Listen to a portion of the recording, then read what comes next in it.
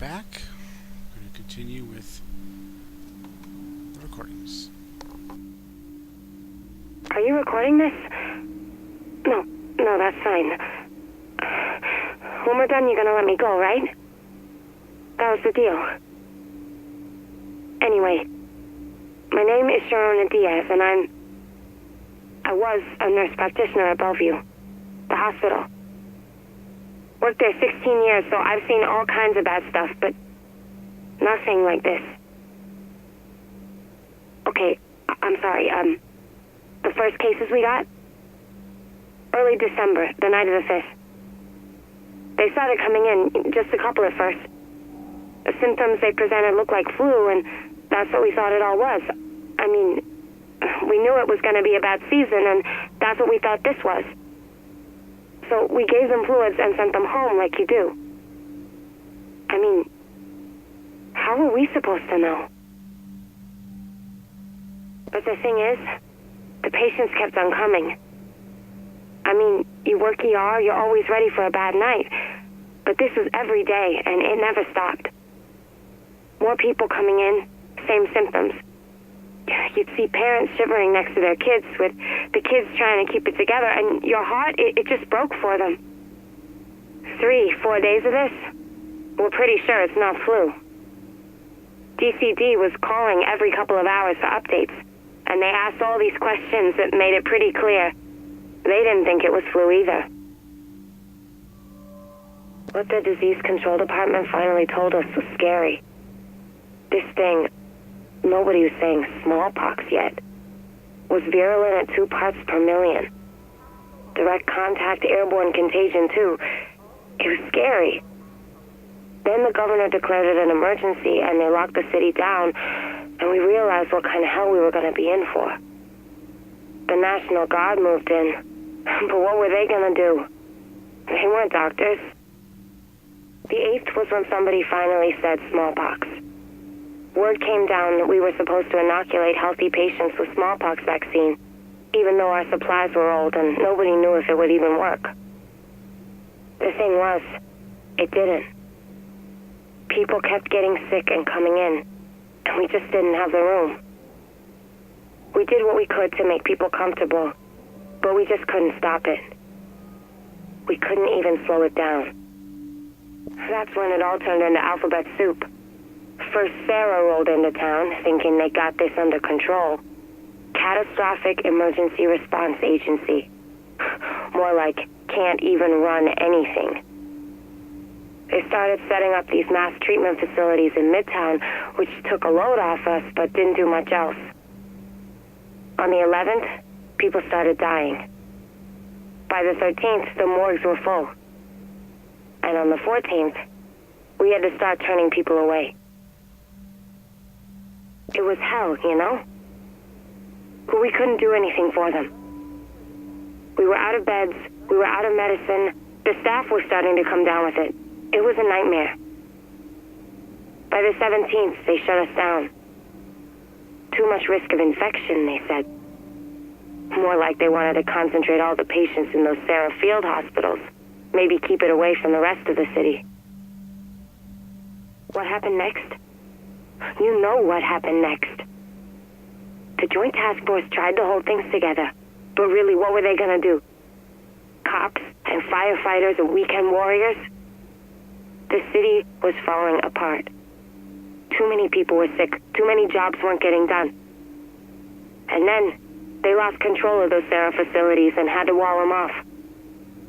It was just too much. Me? I got out before they shut the doors to the dark zone. And now, all I want is to go home. You're gonna let me go, right? You said you were gonna let me go. Understood. Yes, ma'am. Yeah, I was in the dark zone when we pulled out. Yeah, I'm okay to talk about it. My name? Specialist Robert Armitage, Jr., Army National Guard, New York, 42nd Infantry Division. Yes, ma'am, it's a mouthful. Electronics engineer, wife and 2 kids in Utica. Mobilized mid-December after the governor declared a state of emergency. We knew there was an outbreak. we didn't know of what. No, ma'am.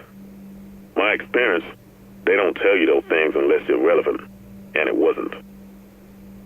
Not yet. Well, you join up, you pretty much give them leave to do whatever they want to you. When did I get to Manhattan? Early days, right after the outbreak.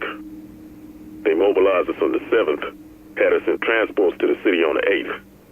Quarantine was already coming down. It was weird as hell to beat traffic going into Manhattan and not see anything coming out. People hadn't started dying yet, but already things were pretty shaky. Half the city was sick, and the other half didn't go to work because they were afraid of getting sick. Our initial orders were to liaise with Sarah and provide support, build aid stations, and help him set up those field hospitals. City policing we left to the civil authorities, though they could see we were getting stretched pretty thin. But we built structures. We safeguarded supply drops, we handed out blankets and water bottles, and we held the line on the quarantine. Nobody was getting off the island. Not if we could help it. Had to shoot a few people who tried. I'm not proud of that. Then people started dying. For real dying. Not just old folks and kids. People were dropping dead in the streets. People dying in their apartments and nobody would find them for days. The hospitals, they were turning people away because they had nothing left. But that was okay, because Sarah had those mass treatment centers and they were going to be it. By that point, the cat was out of the bag on the smallpox thing. But we still had hope, you know? Sarah was going to beat this thing, and then we were all going to go home. Meanwhile, the city was falling to shit around us. The ATF, they were trying, doing their best during all this. Firemen, cops, crossing guards, you name it. All of them trying to keep things running when the water stops flowing and the lights start going out. And all you got is a badge and a promise that things are going to get better. People start getting crazy in the streets, stealing food, taking it from their neighbors. What are you going to do? After a while, they linked us up with them and called us all JTF. But it still wasn't enough. Early days, there was talk of hooking up with that PMC someone paid to guard their offices in Wall Street. Last Man Battalion, they were called. Complete bunch of shitheads. If they played ball, maybe things wouldn't have gotten so bad. But their CO, this Bliss asshole, he decides they're not working with nobody. So suddenly we got a war going with those guys while the disease is out of control. Not enough we got a superbug trying to kill us. Goddamn Merc's gotta try it too. But that's all besides the point. Because the real problem was those treatment centers. They failed. Everybody died. The patients, the doctors, the nurses. The poor sons of bitches dumping bodies into the mass graves they had to dig in Central Park. Everyone. People dying on the inside, people shooting at us on the outside. When they finally told us to pull out, it was a blessing. Except now, all that's behind barbed wire. Yeah. That's where your dark zone came from. And the things I've seen, I don't care how much you're offering.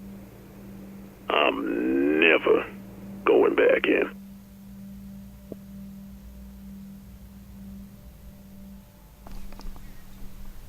That's the end of this episode.